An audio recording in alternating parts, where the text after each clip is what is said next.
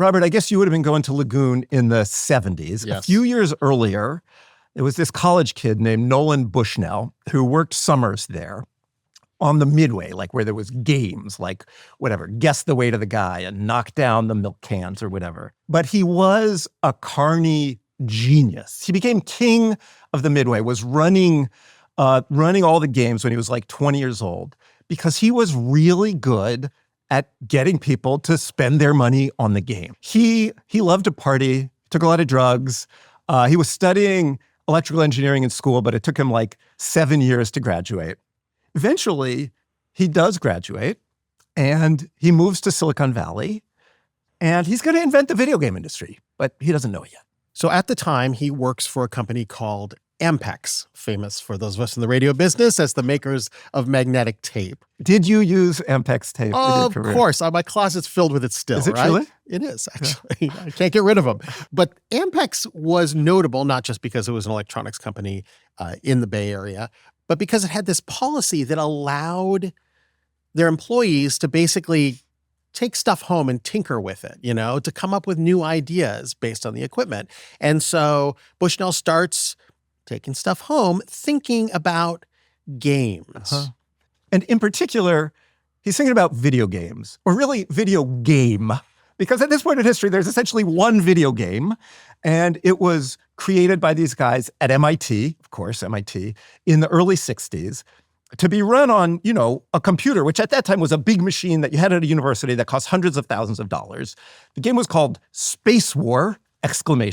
Great name for a game. And it was fun if you understood like Newtonian gravity, right? You like have a spaceship and there's a star and it's like, you have to go around the sun to get the gravity goes as the square of the distance, whatever. Yeah. So he's thinking about Space War! !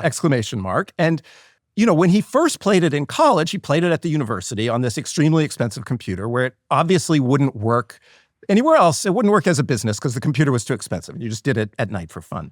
But by the time he's in Silicon Valley in the early 70s, Moore's Law, computers are getting cheaper and cheaper and cheaper and faster and faster and faster. And he's like, oh, maybe now the technology has got to a place where I could make Space War on a machine that I could build cheaply enough to put it in a bar next to a pinball machine and get people to put quarters in it.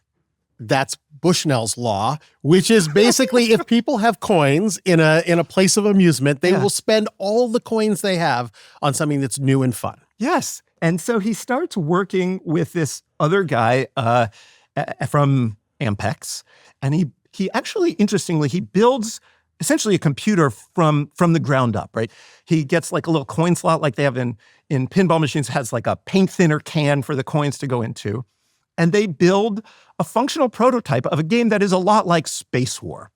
And it looks like an arcade game, although there's not really any such thing as arcade games at this point. But it's a box in the corner next to the jukebox. Yeah. It stands up and it has... jukebox, cute, quaint. And it has computer space on it. And you're like, computer space. And there's a screen and there's controls and there's a place to put coins in, right? The three things you need.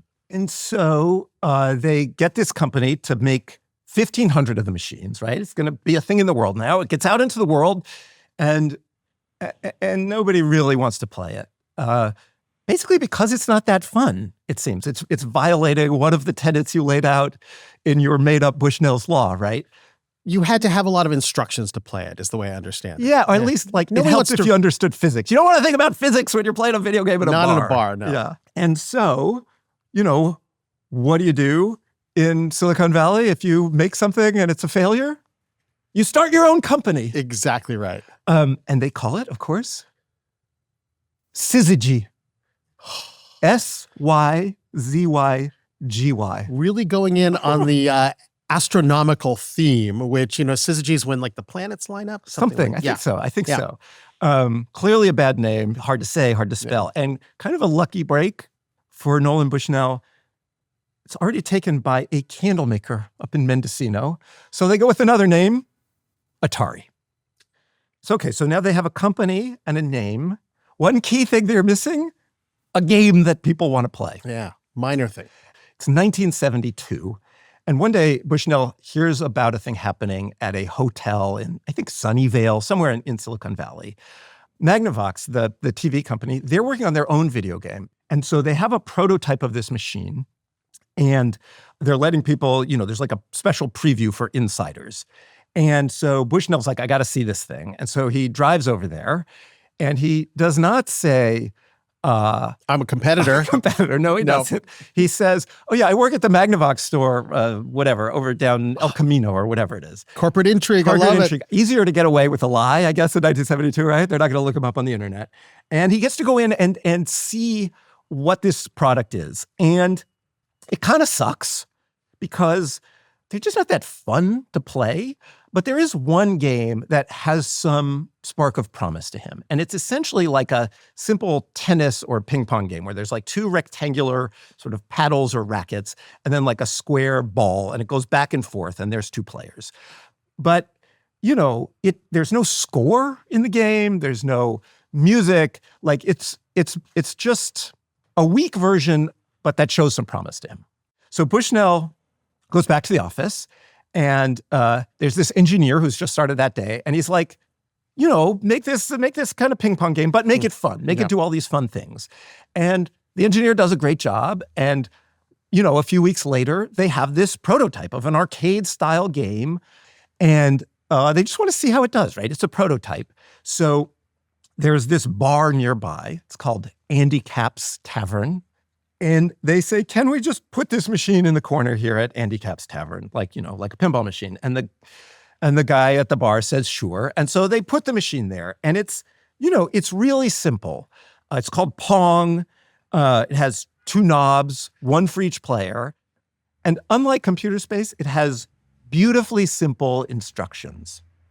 Avoid missing ball for high score. That's it. Love it. Just a few words. Yeah. Yeah. 3 plays for 1 quarter. They plug it in and they go back to the office. And a few days later, like 3 days later, they get a call from the bar.